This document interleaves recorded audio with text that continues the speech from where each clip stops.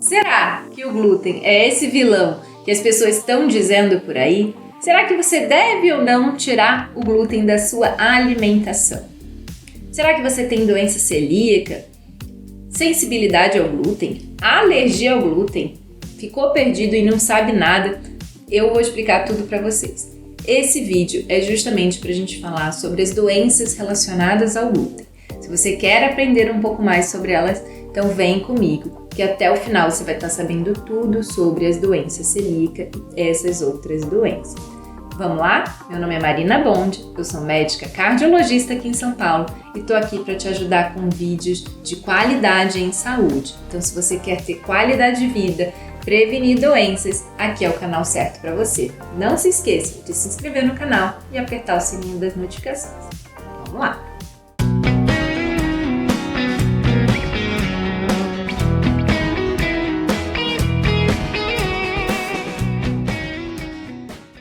Bom, o que é a doença celíaca? Na verdade, ela é uma doença geneticamente predisposta, assim, as pessoas elas têm uma genética que aumentam as chances delas terem doença celíaca, associada a uma exposição ao glúten que leva a uma reação de autoimunidade.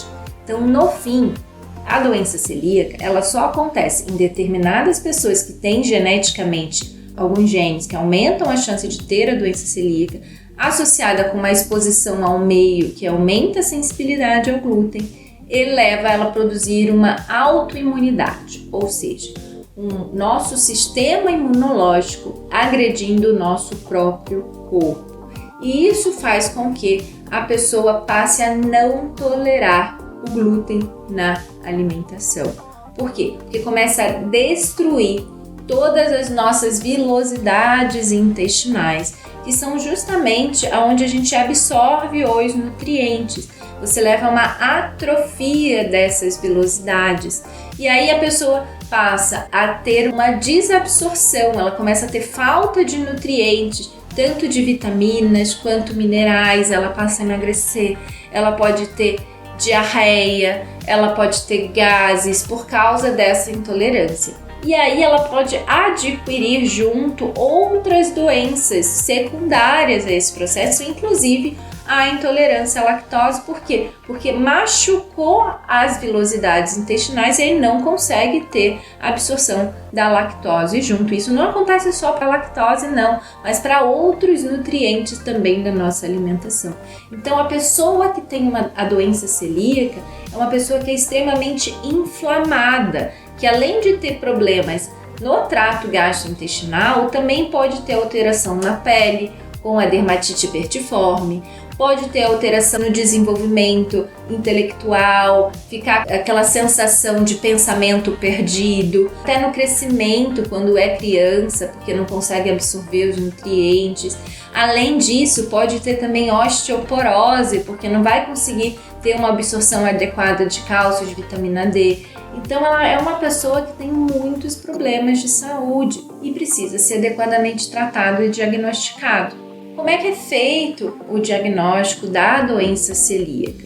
É necessário fazer a avaliação no exame de sangue desses autoanticorpos, que a gente tem alguns que indicam que a pessoa tem doença celíaca. Os mais comuns é a antitransglutaminase, o antiendomísio e a antigliadina.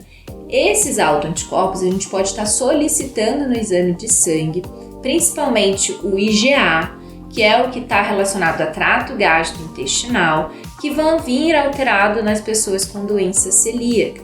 E vindo alterado, a gente passa então a necessidade de fazer uma endoscopia digestiva alta com biópsia de duodeno, que vai fazer a biópsia ali do intestino proximal e vai ver se tem essa destruição que eu falei para vocês das nossas vilosidades, com atrofia de vilosidades e aumento de criptas.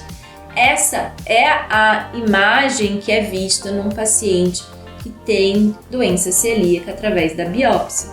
E isso então, comprovando a doença celíaca, qual é o tratamento?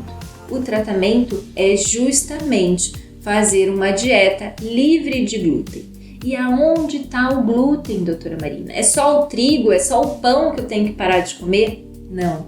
Nesse caso, a gente tem que parar de se alimentar tanto de trigo, de centeio e de cevada. Então, até mesmo a cervejinha tem lá o glúten e precisa fazer a restrição do glúten em tudo, tá? A pessoa que é celíaca, ela não pode comer o glúten, ela não pode ter nenhum tipo de alimento no seu dia a dia que contenha glúten. E não só no alimento, mas até no utensílio. Então, às vezes, a pessoa é tão sintomática, claro que isso varia de pessoas para pessoas e a sensibilidade na doença celíaca é um pouco variável. Tem gente até que tolera um pouquinho de glúten, mas tem gente que não pode nem comer no mesmo ambiente de outras pessoas que tenham glúten na colher, no prato. Então tudo isso é muito importante, porque isso limita a vida da pessoa. Às vezes ela precisa se alimentar só em restaurantes que realmente não tenham glúten, não só naquele prato dela, mas que não tenha utensílio contaminado com glúten. Então, de maneira geral, ficar livre de trigo, centeio e cevada, que é onde a gente encontra o glúten, mas também tem que tomar cuidado com a aveia, porque a aveia, por mais que ela não tenha glúten, na hora de moer todo esse trigo, às vezes tem contaminação cruzada e acaba afetando também a aveia. Então tomem cuidado com a fonte da aveia, porque também pode levar a uma sensibilidade para essa pessoa que tem essa doença celíaca. E aí, ao retirar o glúten da alimentação, os sintomas todos com o tempo já vão melhorando. 2 semanas depois, a pessoa já tem uma melhora importante dos sintomas.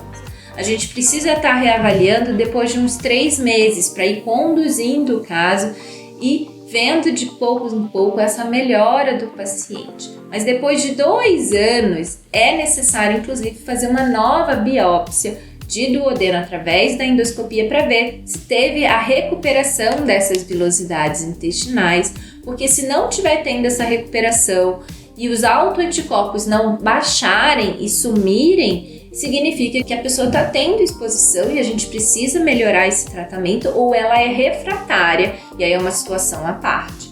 Mas é muito importante tomar esse cuidado, dosar se os autoanticorpos realmente negativaram e fazer a biópsia, porque se não fizer um tratamento adequado livre de glúten, essa pessoa está em um risco maior de desenvolver câncer de intestino. Então é muito importante na pessoa que tem doença celíaca realmente fazer uma dieta sem glúten. Mas doutora, eu realmente não consigo comer pão. Eu fui no médico, fiz esses exames, não tenho doença celíaca, mas eu não me sinto bem, eu fico com gases, tenho diarreia. O que pode ser isso? Então, na verdade, tem uma situação clínica que a gente chama de sensibilidade ao glúten não celíaco. É quando a pessoa tem os mesmos sintomas da doença celíaca, não consegue se alimentar de trigo, alimentos que tenham glúten, mas que ao fazer os exames não tem alteração suficiente em autoanticorpos e não tem alteração de biópsia duodenal que eu falei na doença celíaca. Essas pessoas precisam também fazer uma restrição ao glúten. De certa forma, ela não é tão grave e tão intensa quanto a doença celíaca, mas acaba sendo o mesmo tratamento. É a dieta gluten free que vai poder melhorar os sintomas dessas pessoas. Não necessariamente quer dizer que a pessoa não tolere o glúten, mas às vezes é até algum outro componente do trigo que a pessoa não tolera, mas acaba tendo esses mesmos sintomas. E fora essa situação, também tem a alergia ao glúten, que é uma situação mais aguda, que causam todos esses sintomas que eu falei também, igual a da doença celíaca, mas é de forma mais aguda, associada a sintomas de alergia.